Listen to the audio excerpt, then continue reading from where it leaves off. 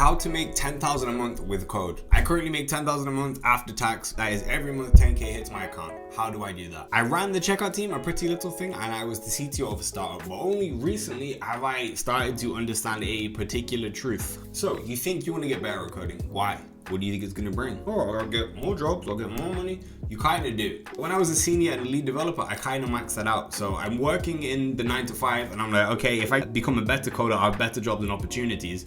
But the better jobs aren't really paying that much more, and the amount of effort I'd have to go through to get that much better, it's a few years before there's a change. It doesn't really make sense. What can I actually do to get paid more? Like, how can I be more valuable? And honestly, the answer was location. You move to one of the big tech firms, you work at a Google, you work at San Francisco, you go somewhere where they pay more. Now, the switch I made wasn't necessarily a location change, but I ended up becoming a contractor, which is what I currently do at the moment. It's not a shift in the sense of where you work location-wise, but it is a shift in the way that you work and who you supply to and why that affects how much you make. Companies use your time differently because the whole point of a contractor is, oh, our project's gone over budget, we're gonna get in trouble because we can't supply to our client, we need someone quick. You come along, you're skilled, you get the job done, and then afterwards you say goodbye. So they pay you extra because you don't get any of the pension, you don't get the employee benefits. But this kind of had a crazy impact on me because for the first time I was in charge of my own finances, such that you have to start your own company to do it, and I was getting paid a day rate, which completely changed the way I actually saw what I was selling. When you get a yearly salary, you think, okay, I make 50k a year, I make 60, 80, whatever. When you get paid a day rate, it's like I'm selling my day. Like every day I'm coming in, if I'm sick or if I want to take time off, I don't get paid for it. I show up, I get paid, and it really kind of made me understand, oh, this is exactly what I'm doing. And the money doesn't go through PAYE, you don't get taxed the same, it goes to your account, so you see it first.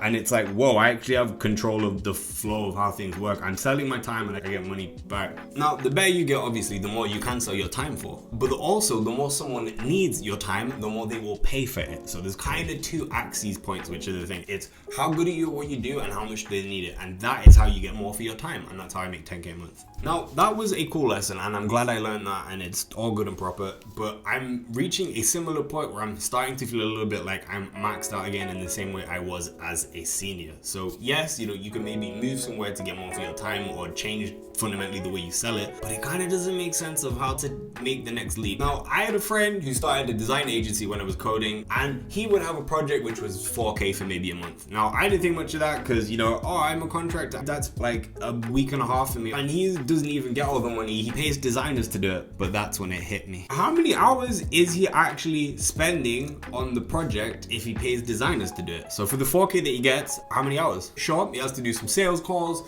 he has to organize the team a little bit, but dude's probably clocking like 10 hours. I do 40, which means if he's getting paid 2k for himself a month on 10 hours, he's 4xing what I make per hour. Like his time is 4 times more valuable than mine. If he spent the same amount of time that I do a week doing what he did, he'd be making 40,000 a month maybe. I don't know, it probably works differently because life or taxes. So I had to think, I was like, damn, can I hire some devs? And you kind of can't, because how am I going to pay someone that can work as well as me, right? Because they're going to charge the same as I charge. And it's like, if I pay someone worse than me, then, how am I supposed to justify that to the contractor? It's a bit weird.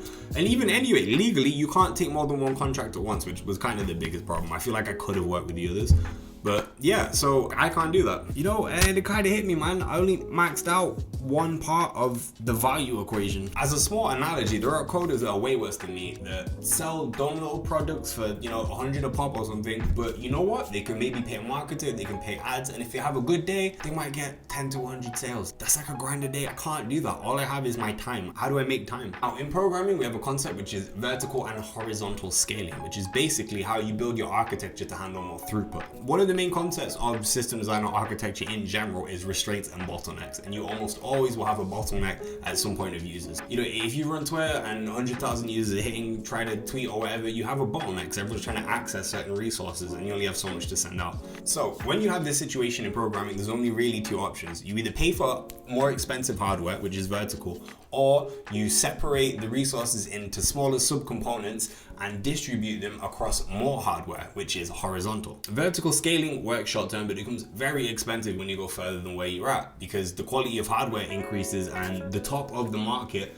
is so much more expensive than the middle of the market or the low end of the market. Whereas horizontal scaling, you deliberately build it in a way where you can use mid to low quality market items to do your thing. It becomes more efficient when you distribute. And you have to think about this as value. So you can spend time building up your value and then selling your time for more. However, you don't even need to sell it for something that expensive if you can get more leverage on your time, such as working with other employees, having a product that now it's built, you can sell it multiple different times. It's kind of different. Now, there is no right or wrong answer. The right answer is the one that makes you happy. But selling time, as I'm starting to realize, is just a resource that you never get back. I can't make more time. I can't build more time. That's it. I've got a certain amount a day, and if I sell it, great, but wouldn't it be cool if I could do something else with it? So my advice to my younger self is actually understanding the whole quality versus distribution dynamic that I'm talking about.